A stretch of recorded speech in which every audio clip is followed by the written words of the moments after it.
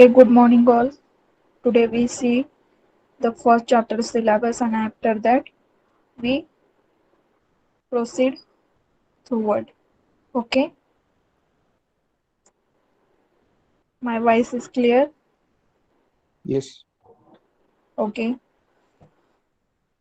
first you write all points in your notebook. First unit syllabus. हे करा पहिल्यांदा तुमचं जे अबाउट टायटल वगैरे आहे अबाउट सब्जेक्ट टायटल त्याच्यासाठी एक पेज सोडा आणि त्याच्यानंतर तुमचा सिलेबस राईट करा फर्स्ट युनिटचा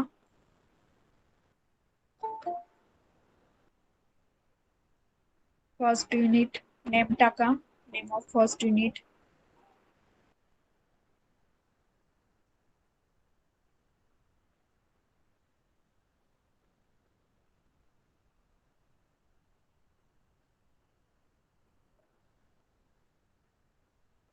सिलेबस मध्ये तुम्ही युनिट आउटकम लिहिलेले आहेत का सगळ्यांनी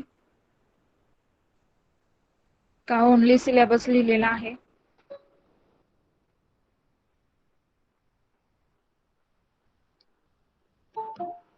yes Only syllabus, madam. Okay ठीक आहे फर्स्ट राईट करा हे त्याच्यानंतर युनिट आउटकम तुम्हाला ते हे करते शेअर करते first write down syllabus of first chapter name of the first chapter environment in that write syllabus first point need of environmental studies one इथं 1.1 पण तुम्ही लिहू शकता मी डायरेक्टली नंबर दिलेले आहेत 1.1 1.2 असं लिहा तुम्ही 1.1 काय आहे need of environmental studies need of environmental studies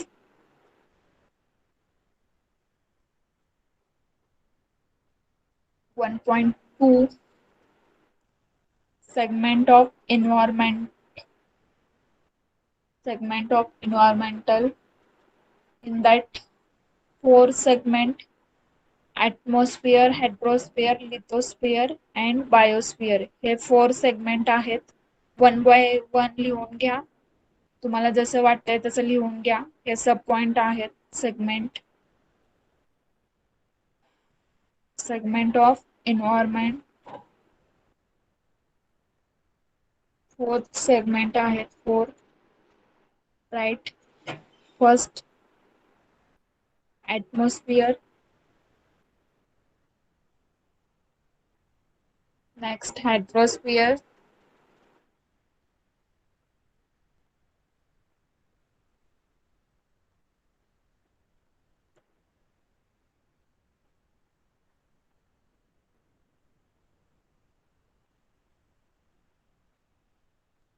lithosphere and biosphere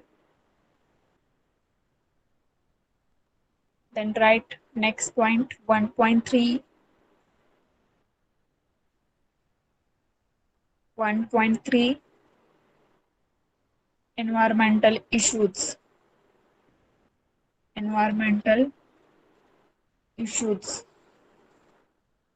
in that write first point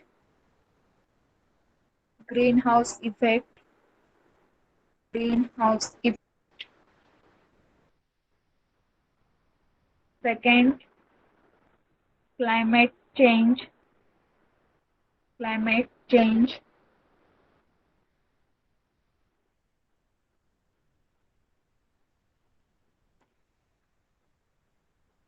next global warming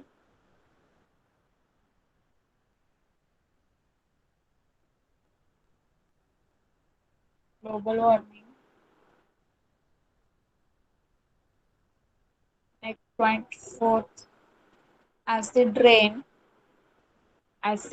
rain and ozone layer depletion acid rain and ozone layer depletion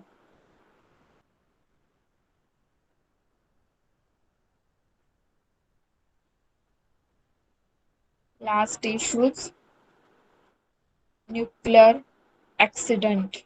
Nuclear accident. Over up to third point. Yes, all of you.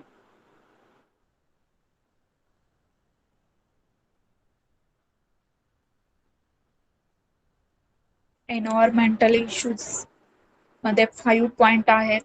First one green house effect, climate change, global warming, acid rain and ozone layer depletion, nuclear accident. These are 5 points in third point.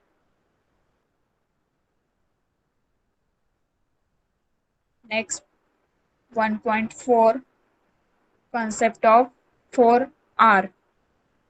Concept of 4R.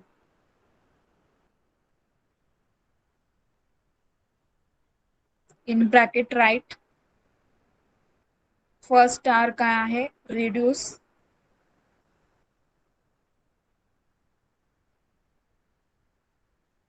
second reuse, third recycle आणि fourth recover. Fourth recover. Next point 1.5 public awareness about environment. Public awareness about environment. Right, fifth point 1.5 public awareness about environment. After that,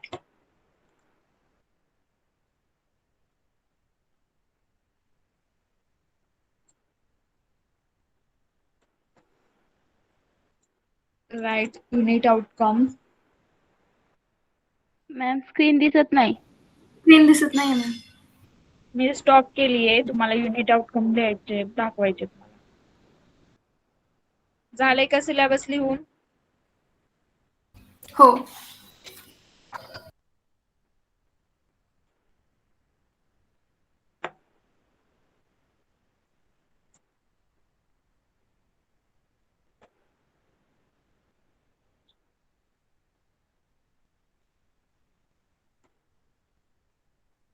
Okay, right. Unit outcome. Now visible. Yes, ma'am. Okay, right. First unit outcome. Unit 1 चे unit outcome लिहून घ्या. Important आहे ते. First, discuss the scope of environment. Discuss the scope of environment.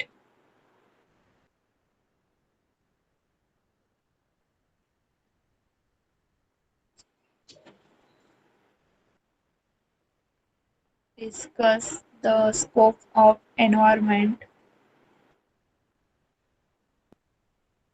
Then write B किंवा second. तुम्हाला जसं पाहिजे तसं तुम्ही लिहून घ्या. Describe various types of environment. Describe various types of environment.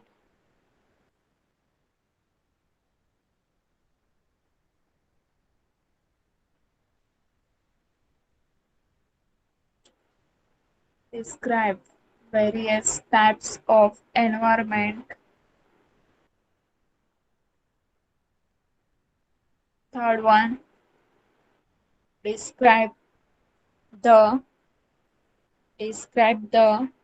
importance of environment studies. Describe the importance of environment studies.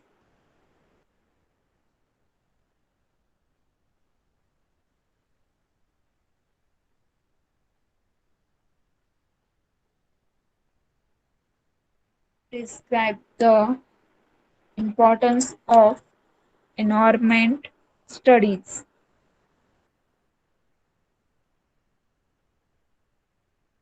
Next, write discuss about the need of public awareness need of public awareness about environment.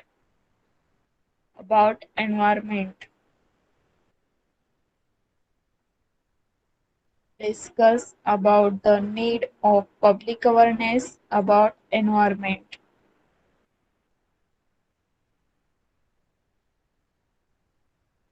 Then write last one. Describe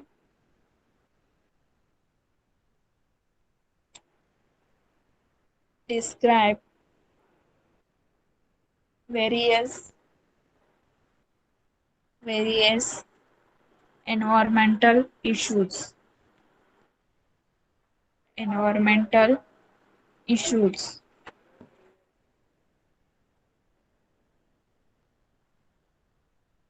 Is it over?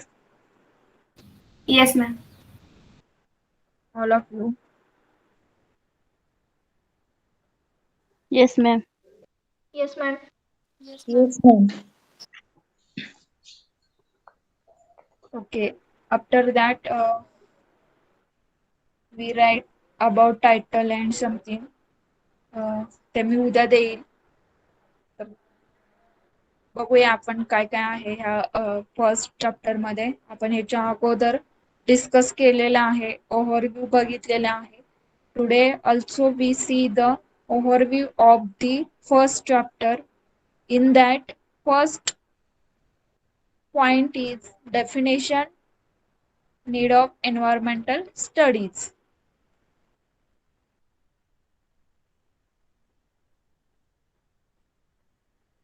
Okay.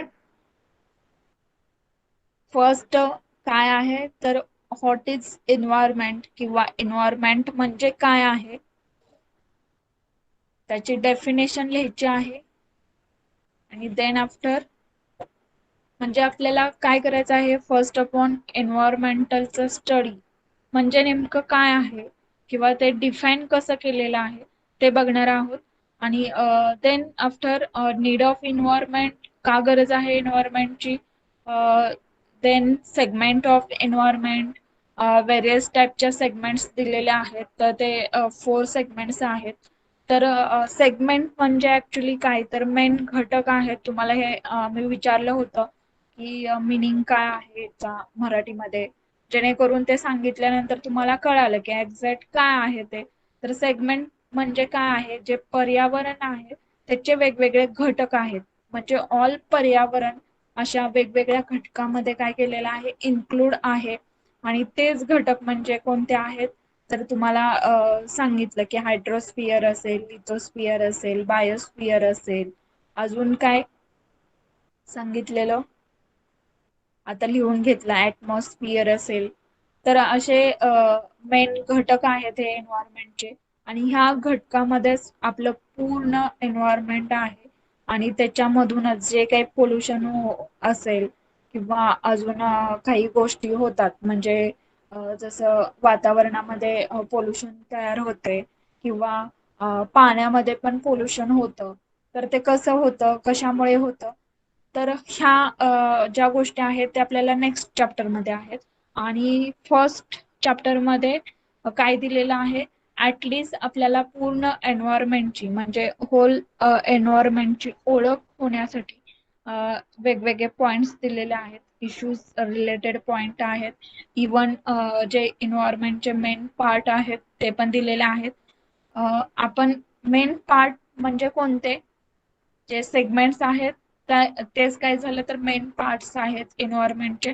आणि त्याच्या through जे काही होतंय, pollution असेल किंवा अजून याच्यामध्ये changes असतील, म्हणजे बेसिकली काय म्हणता येईल, वातावरण चेंज होते म्हणजे काय होतं तर क्लायमेट चेंज होतं. कधी कधी तापमान वाढत असते, कधी कधी कमी होत असते, कधी थंडी असते. तर म्हणजे ह्या सगळ्या गोष्टी येतात.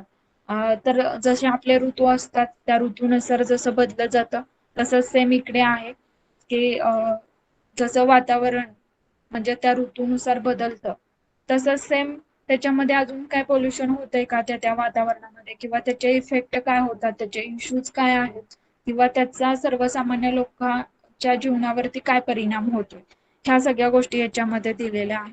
तुम्हाला टेक्निकल काहीच नाही याच्यामध्ये फक्त टेक्निकल म्हणून तुम्ही काय करू शकता तर तुमचे जे प्रोजेक्ट असतात मायक्रो प्रोजेक्ट ते मायक्रो प्रोजेक्ट तुम्ही टेक्निकल करू शकता.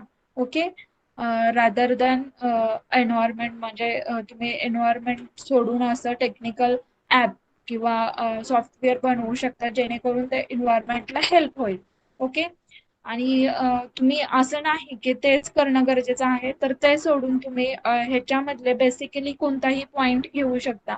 पोल्युशनच्या रिलेटेड घेऊ शकता एखाद्या इंडस्ट्रीच्या रिलेटेड पॉइंट घेऊ शकता त्या इंडस्ट्रीची होल माहिती देऊ शकता म्हणजे ह्या सगळ्या गोष्टी येत आहेत ह्याच्यामध्ये की टेक्निकल नाही आहे ह्याच्यामध्ये काहीच आपलं प्रोग्रामिंग लँग्वेज वगैरे काहीच नाहीये जस्ट तुम्हाला करायचं आहे की एन्व्हायरमेंट का आहे तुम्ही मागे शिकलेलंच आहे सायन्स मध्ये पण काही गोष्टी झालेल्या आहेत किंवा पर्यावरण एन्व्हायरमेंटचा एक सब्जेक्ट असतो त्यावेळेस पण तुम्ही शिकलेला आहात ह्या सगळ्या गोष्टी पण ते खूप पूर्वी झालेलं आहे तुम्ही ज्यावेळेस मला वाटतं हार्डली फिफ्थ फोर्थ थर्ड मध्ये असताना हे गोष्टी होत्या पण त्याच्यानंतर आपल्याला जॉग्राफी होतं जॉग्राफीमध्ये पण थोडाफार उल्लेख केलेला होता बट नाहीये पूर्ण एन्व्हायरमेंटचा स्टडी हा तुम्हाला झालेलाच नाही 11th-12th जे स्टुडंट आहेत त्यांना हे झालेलं आहे बट तुम्हाला नाही झालेलं तुम्ही डायरेक्टली 11th-12th न करता तुम्ही ह्याच्यामध्ये आलेला आहात डिप्लोमामध्ये त्याच्यामुळे तुम्हाला हा विषय झालेलाच नाही म्हणून हा विषय तुम्हाला थर्ड इयरला आहे. ह्याची बेसिकली मी तुम्हाला माहिती सांगितली की ऑनलाईन एक्झाम असते 70 मार्क्सची आता तर तुमचे होल पेपर ऑनलाईनच होत आहेत इथून पुढे पण काही सांगू शकत नाही कधी ऑफलाईन होईल किंवा कधी ऑनलाईन होते तर जरी ऑफलाईन झाले पेपर तरी हा पेपर तुमचा ऑनलाईनच असणार आहे हा एक तुमचा काय म्हणतात प्लस पॉइंट आहे ह्या सब्जेक्टचा आणि इझी पण आहे हा सब्जेक्ट एवढं काही याच्यामध्ये जास्त अवघड वगैरे काही नाही जस्ट आपल्या आजूबाजूला ज्या गोष्टी होत आहेत त्याच्या रिलेटेड इन्फॉर्मेशन आहे. ओके फर्स्ट आपण काय बघतो आहे तर एन्व्हायरमेंटची डेफिनेशन एन्व्हायरमेंट म्हणजे नेमकं काय आहे एन्व्हायरमेंटल स्टडीज म्हणजे नेमकं काय आहे देन त्याची गरज का आहे म्हणजे एन्व्हायरमेंटचा अभ्यास करण्याची गरज का आहे का गरज आहे तर बेसिकली आपण जरी एज्युकेशन घेत असलो तरी पण आपण एक पोल्युशन करतो आणि त्याचा पार्ट आहे आपण पोल्युशन घडवून आणण्याचा आपला खूप मोठा सहभाग असतो असं म्हटलं तरी चालेल.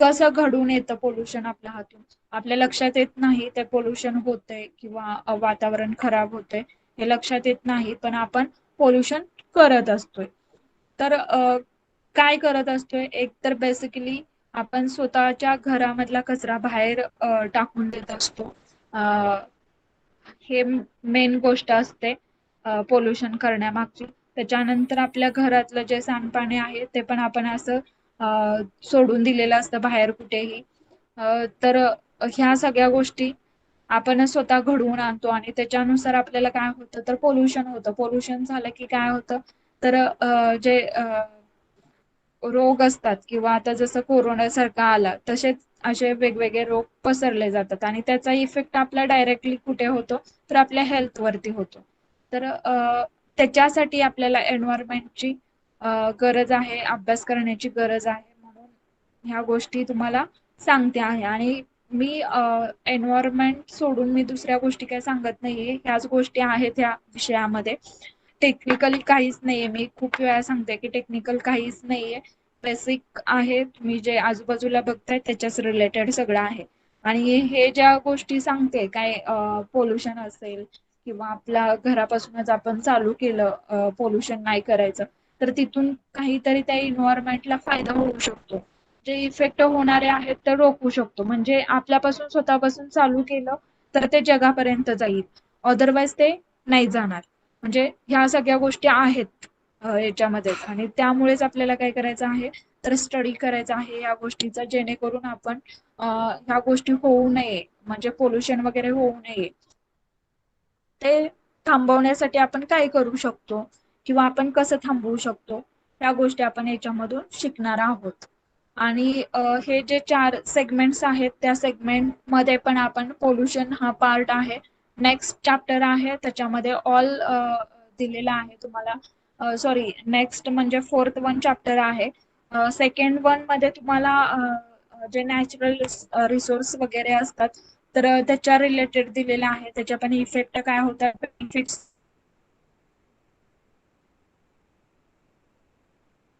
काय आहेत ते पण त्याच्यामध्ये आहे. तर पोल्युशन रिलेटेड चॅप्टर आहे, खूप मोठा आहे आणि सेगमेंटचा पार्ट पूर्ण त्या पोल्युशन मध्ये आहे, पोल्युशन चॅप्टर मध्ये. त्यामुळे सेगमेंट्स वगैरे काय आहेत त्या समजून घेणं गरजेचं आहे. ओके, लक्षात येतंय? ऍक्च्युली तर आपण बघणार आहोत उद्यापासून, पण आज जस्ट सिलेबस रायटिंग आणि युनिट आउटकम वगैरे काय आहेत. आता तुम्ही बघितलं की युनिट आउटकम जे तुम्हाला दिलेले आहेत तर ते सगळे युनिट आउटकम तुमच्या फर्स्ट चॅप्टरच्या पॉइंट वरती आहेत. तर फर्स्ट युनिट आउटकम काय बघितलं आपण, स्कोप ऑफ एन्व्हायरमेंट. तर आपण ह्याच्यामध्ये काय डिस्कस करायचं आहे तर स्कोप काय आहे एन्व्हायरमेंटचा, किंवा फायदा काय आहे किंवा तोटा काय आहे, ह्या सगळ्या आपण गोष्टी त्याच्यामध्ये बघणार आहोत. म्हणजे आपला युनिटचा आउटकमच ते आहे. देन बघा next, describe various types of environment. आता व्हेरियस टाइप्स मध्ये काय काय येतं तर हे जसं मी सांगितलं, सेगमेंट्स म्हणजेच काय तर वेगवेगळे घटक किंवा टाइप झाले एन्व्हायरमेंटचे. तर हे आपण याच्यामधून शिकतो आहे की ऍटलिस्ट एन्व्हायरमेंटचे घटक कोणते आहेत किंवा सेगमेंट कोणते आहेत. तर फर्स्ट ऑफ ऑल आपण बघितलं की ऍटमॉस्फिअर मेन घटक म्हटलं तरी चालेल. देन हायड्रोस्फिअर हा पण खूप इम्पॉर्टंट आहे, लिथोस्फिअर आणि बायोस्फिअर. हे 4 घटक जे आहेत ते खूप इम्पॉर्टंट आहेत. म्हणजेच काय झालं तुमचं व्हेरियस टाइप ऑफ एन्व्हायरमेंट आपण बघतो आहे. हा युनिट आउटकम तुमचा सेकंड पॉइंट मध्ये कव्हर होणार आहे, किंवा त्याच्यामधून तुम्हाला काय आउटकम मिळत आहेत या युनिट मधून, सेकंड पॉइंट मधून ते तुम्हाला ऐकायचे आहेत किंवा बघायचे आहेत, किंवा तुम्हाला तेच आउटकम मिळत आहेत का हे बघायचं आहे. देन बघा, describe the importance of environment studies. काय इम्पॉर्टन्स आहेत एन्व्हायरमेंटच्या स्टडीचे, का आपण एन्व्हायरमेंटचा स्टडी करायचा. बिकॉज आपल्याला जे काही गोष्टी आहेत एन्व्हायरमेंटच्या रिलेटेड त्या आपल्याला अजूनही माहित नाहीत. आपल्या आजूबाजूला असतात बट आपल्याला त्याच्याबद्दल काहीही माहिती नसते. मग त्याच्या अभ्यास करणं किंवा त्या गोष्टींचा अभ्यास करणं आणि आपल्या आजूबाजूला वाईट ज्या गोष्टी घडतात किंवा चुकीच्या गोष्टी घडतात ते थांबवण्यासाठी आपल्याला एन्व्हायरमेंटचं स्टडी करणं गरजेचं आहे. आणि ते खूप महत्वाचे आहे स्टडी करणं. असं नाही की जस्ट बेसिकली आपण टेक्निकल शिकवत गेलोय बट तिथून पुढे टेक्निकल शिकलो, त्याचबरोबर आपल्याला नेचरचं पण माहित पाहिजे किंवा त्याचे पण काही गोष्टी आपल्याला आल्या पाहिजेत विचारल्या तर. ह्या सगळ्या गोष्टीसाठी आपल्याला इम्पॉर्टन्स आहे की एन्व्हायरमेंटचा स्टडी करणं. देन बघा, 4th काय आहे, discuss about the need of public awareness about environment. आता पब्लिक अवेअरनेस ऑफ एन्व्हायरमेंट म्हणजे काय तर हेच की जे काही आपण आजूबाजूला आपल्या घडणाऱ्या गोष्टी आहेत किंवा बदल होणारे आहेत तर त्या बदल किंवा त्या गोष्टी का घडत आहेत त्याच्या मागचे कारणे शोधून काढणे आणि त्याच्याबद्दल पब्लिक अवेअरनेस करणे. ओके, काय डिस्कस करायचं आहे लोकांबरोबर तर जे काही आपल्या आजूबाजूला गोष्टी घडतायत तर त्या गोष्टींचा विचार करणं अँड त्या गोष्टी लोकांपर्यंत पोहोचवणं. जे तुम्हाला काही समजलेलं आहे, आता तुम्हाला समजलं की एन्व्हायरमेंटचे घटक कोणते आहेत, त्याचं पोल्युशन आपणच करतोय तर आपण ते थांबवलं पाहिजे. तर हेच लोकांना सांगायचं की हा ठीक आहे, तुम्ही जो कचरा आहे तो असंच बाहेर कुठे टाकण्यापेक्षा जो कचरा गाडी येते त्याच्यामध्ये टाका, जेणेकरून पोल्युशन रोखलं जाईल. म्हणजे ह्या गोष्टी तुम्ही स्वतः करू शकता. पण आता खूप प्रमाणात सिटीमध्ये डेव्हलप झालेलं आहे की पोल्युशन होण्यापासून रोखलं जाते, पण अजून जे ग्रामीण भाग वगैरे आहेत तर तिथे पोल्युशन हे होतच आहे. तर ते थांबवण्यासाठी तुम्ही काय करू शकताय का किंवा त्याचा पब्लिक अवेअरनेस तुम्ही कशा पद्धतीने करू शकता. हा आहे तुमचा युनिट आउटकम 4. देन बघा डिस्क्राईब वेरियस एन्व्हायरमेंटल इश्यूज. आता एन्व्हायरमेंटचे इश्यूज, एन्व्हायरमेंटला कोणत्या म्हणजे घटकांमुळे धोका पोहोचतोय किंवा इश्यूज कोणत्या आहेत, तर ग्रीन हाऊस इफेक्ट ह्याच्यामधले काय असू शकतं, तर आपलं जे ग्रीन हाऊस इफेक्ट मध्ये पाणी असेल, पावसाचं पाणी असेल, किंवा क्लायमेट चेंज मध्ये वातावरण चेंज होतंय, ग्लोबल वॉर्मिंग मध्ये हेच सेम की पाणी वगैरे असेल, किंवा तुमचं आजूबाजूचं वातावरण, acid rain, ozone layer deflection, म्हणजे हे सगळे जे आहे ते ऍटमॉस्फिअर आणि हेड्रोस्फिअर ह्याच्या रिलेटेड हे इश्यूज आहेत. आणि जास्त करून लिथोस्फिअर आणि बायोस्फिअरचं पण आहे, बट त्याचा इफेक्ट डायरेक्टली पाण्यात होत. आता लिथोस्फिअर वरती जर म्हणजे जी जमीन आहे त्याचं पोल्युशन होतं, तर कशामुळे होतं, तर इव्हन एकतर पाणी जास्त प्रमाणात पाण्यामुळे होतं. पाण्यामुळे जास्त करून जमिनीचं पोल्युशन होतं, तर हा पण एक इश्यूज आहे एन्व्हायरमेंटच्या रिलेटेडच. ओके, म्हणजे ऍटमॉस्फिअर आणि हायड्रोस्फिअर हे जे 2 सेगमेंट आहेत ते खूप इम्पॉर्टंट आहेत आणि त्याच्यामुळे खूप मोठ्या प्रमाणात इश्यूज क्रिएट होत आहेत एन्व्हायरमेंट मध्ये. देन बघा आपलं 4R कन्सेप्ट जे आहे त्याच्यामध्ये तुम्हाला सांगितलं की मी काल पण ॲब्रिव्हिएशन लिहून देताना त्याच्यामध्ये दिलं होतं की 4R कन्सेप्ट काय आहे ऍक्च्युली.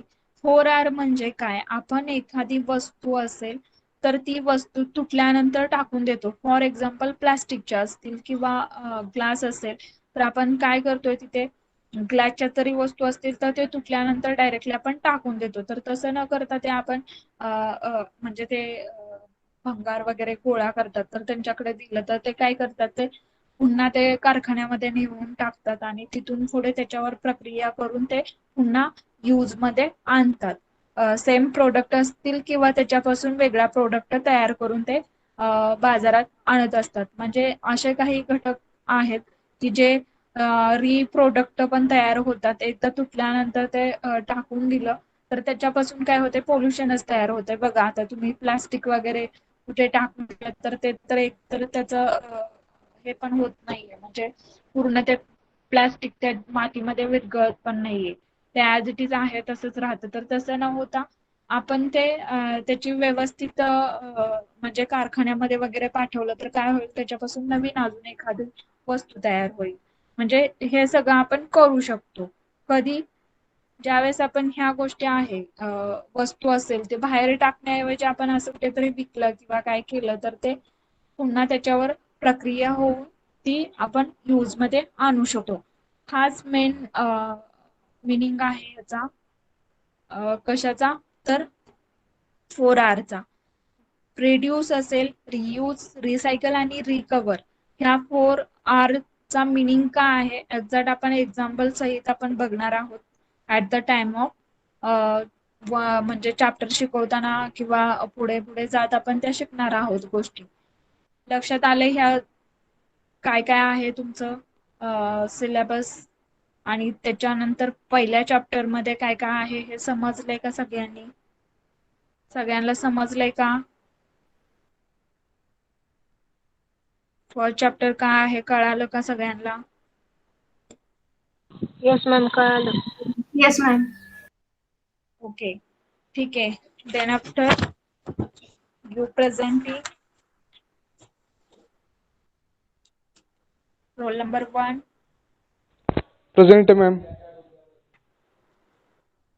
सारखं लेफ्ट आणि इन होत जावा. Raut.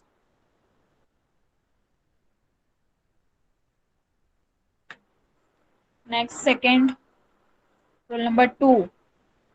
Who is absent? Then 3, Present. 4, 4 absent. 5, Present, ma'am. 6, 7, Present, ma'am. 8, Present, ma'am. 9, Present, ma'am. 10, Present.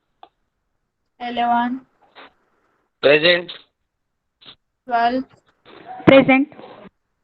13, Present, ma'am. 14, Present, ma'am. 15, Present. 16, Present, ma'am. 17, Present, ma'am. 18, Present, ma'am. 19, Present, ma'am. 20, Present, ma'am. 21, Present. 22, Present. 23, Present. 24, Present. 25, Present. 26, Present. 27, Present. 28, Present. 29, Present. 30, Present. 31. Present. का left होत होता श्रुती सारखं? Ma'am रेंजचा issue होता थोडा. 32. Present. Sanika, लवकर यायचं असतं लेक्चरला. Yes, ma'am. 33, Present, ma'am. 34, Present. 35, Present. 36, 37, Present. 38. तुमचे नवीन रोल नंबर दिलेले आहेत काल काहीतरी, तर त्याच्यानुसार एकदा अपडेट करा. मला वाटतं 38 पासूनच खाली अपडेट असेल. 39. Present, ma'am. Present, ma'am. कोणाचा आहे नेमका? मॅम न्यू नंबर काल दिलेला आहे 39 माझा आहे. बसुटे तुमचा किती आहे? मॅम मला माहित नाही, मी आजपासून आलो. तुम्हाला लिस्ट पाठवलेली माहित नाही का ग्रुपवरती? नाही मॅम. चेक करा, ते आपापले रोल नंबर चेक करा. 39 present. 40, 41, 42, Present. 43, Yes, ma'am. 44, 45. Present. Change करा रे, तुमचं सगळं मिसमॅच व्हायला लागलं बघा. 46, Present. 47, Present. 48, Present. 49, Present. 50, Present. 51, 52, 53, Present, ma'am. 54, Present. 55, Present, ma'am. 56, Present, ma'am. 57, 58, Present. 59, Present. 60, Present, ma'am. 61, Present. 2, Present. 63, Present. 64, Present. 5, Present. 6, 66, 67, Yes, madam. 68, 69, Present. 70, 71, Present. Present, ma'am. 7, 73, 72 present time, ma'am. 74. Hello ma'am. हा, हा roll number 4 आहे ma'am माझा. Hello, कोण आहे ma'am. तुमचं? 72 present time. ही वैभव मुंडफाने कोण आहेत? दिवसात ऍडमिशन आहे मॅम. बरं. प्रवीण वाघमोडे. Hello, ma'am. नाव काय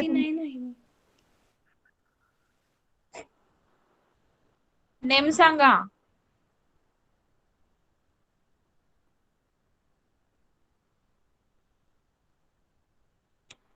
ठीक आहे. Hello madam.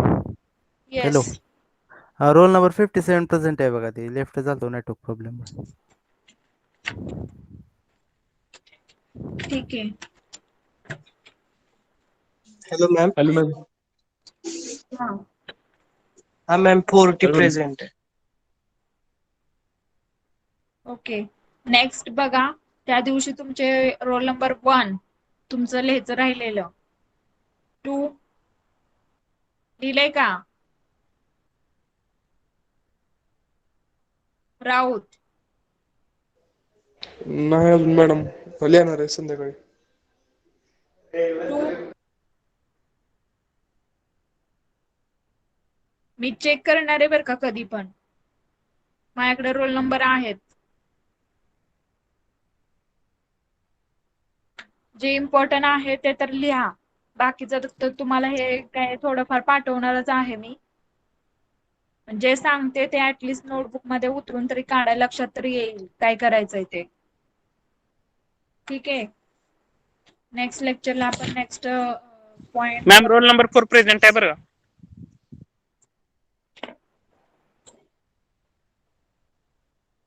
ठीक आहे. Hello thank you. Ma'am, roll number 52 present है. अरे काय यार, तुमचे रोल नंबर चेक करा मॅम बरं ते एकदा. रेंज प्रॉब्लेम मुळे मॅडम आवाज आला नाही. 72 प्रेझेंट आहे मॅडम. हाँ मैम 40 पण. ठीक आहे. तुमचे जे रोल नंबर आहेत तुम्ही अपडेट करा आज. लक्षात येते का सगळ्यांच्या? ज्यांचे रोल नंबर आज काल लिस्ट पाठवले त्या लिस्ट नुसार अपडेट करा. 1-2 मुलं असेच ऍड झाले होते. तर बघा, काल तुमच्या ग्रुपवरती काही जणांची नावं टाकलेले होते. त्याच्यामधले मुलं याच्यामध्ये असतील लेक्चर मध्ये. तर त्यांचं काय अजून राहिलेलं आहे ऍडमिशनचं वगैरे, तर घ्या पटकन. ओके. ठीक आहे. परवाचे जे स्टुडंट आहेत मी रोल नंबर लिहून घेतले होते 1 2 3 5 6 8 9 10 जुने रोल नंबर. 11 12 13 16 18 20 23 23 20 33 38 43 47 48 51 52 55 55 झाल्यानंतर नंतर 60 69 70 73 हे स्टुडंटनी नोटबुक शो केलेल्या नव्हत्या आणि त्याच्यातले ऍबसेंट मुलं भरपूर होती.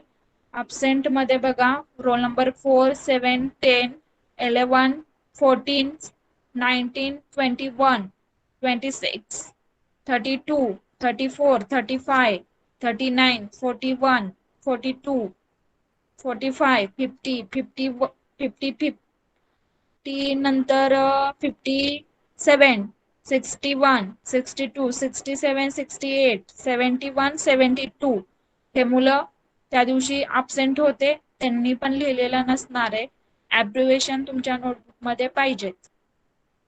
ज्यांचे रोल नंबर आता मी सांगितले तुम्हाला ते ऑल स्टुडंट तुमचे जे ॲब्रिव्हिएशन्स मी दिले होते ते तुमच्या नोटबुक मध्ये लिहून काढा. ते इम्पॉर्टंट आहेत. पुढे जसं आपण जाईल तसं ते आहेत. तुम्हाला लॉंग फॉर्म दिलेले नाही आहेत, ओनली शॉर्ट फॉर्म दिलेले आहेत. 5 चॅप्टरचे तर बऱ्यापैकी त्याच्यातले आहेत. त्याच्यामुळे आणि ते पेपरला पण विचारलं जातं, त्याच्यामुळे ते लिहून काढा. मोबाईल मधलं बघून स्क्रीनशॉट मारून घेतले असतील तर नोटबुक मध्ये. ओके. ठीक आहे. कोणाला काही प्रॉब्लेम आहे का? Hello ma'am. Yes. Role number 3 complete आहे मॅम. ठीक आहे. लेफ्ट झाला तरी चालेल. Hello ma'am. हा. तुम्हाला मी फोटो पाठवलेले मॅडम व्हॉट्सअपला. ते आता विचारलं ना मी तुम्हाला, तुमचे कंप्लीट असतील त्यांनी सांगा. व्हॉट्सअप वरती बघितलेत मी, पण रोल नंबर वगैरे आता मी हे केलं नव्हतं. असाइन केलंय मॅम. असाइन नाही केलेलं. असाइन काय करायची गरज नाही. जस्ट लिहिलंय का नाही तेवढ्यासाठी मी बघितलं. लिहिलंय मॅम. ओके ठीक आहे. Hello ma'am. हा मी पण लिहिलंय मॅम पण असाइन केलं नव्हतं म्हणून टाकलं नाही. मला 47. 47 का? हा ठीक आहे. जुना रोल नंबर. 23 पण लिहिलंय. Next. Hello ma'am. Madam 54 ma'am 54 पण लिहिले. 54. नेक्स्ट. 60 पण लिहिले मॅडम. 60 मॅडम लिहिले. हा next. 57. Roll number 8. Hello ma'am. Roll number 5. हा ma'am. Roll number 6. Roll number 8. Ma'am roll number 16. 16. हा ओके ठीक आहे. मॅम 27. हॅलो 7. हा madam roll number 24. Role number 3 नी पण रोल नंबर 20. ठीक आहे. Roll number 38. 38. हा मॅम रोल नंबर 57. 20 मॅम. 29. हा 57 roll ma'am. Roll number 3. Roll number 3. ठीक मॅडम आहे. Roll number 20. घेतलंय लिहून. किती वेळा सांगताय? लेफ्ट व्हा तुम्ही. Ma'am roll number 73. Ma'am roll number 66. हा ठीक आहे. 66. 73. लेफ्ट व्हा. मॅडम 24. हा ठीक आहे. मॅडम 5. घेतलंय मॅडम.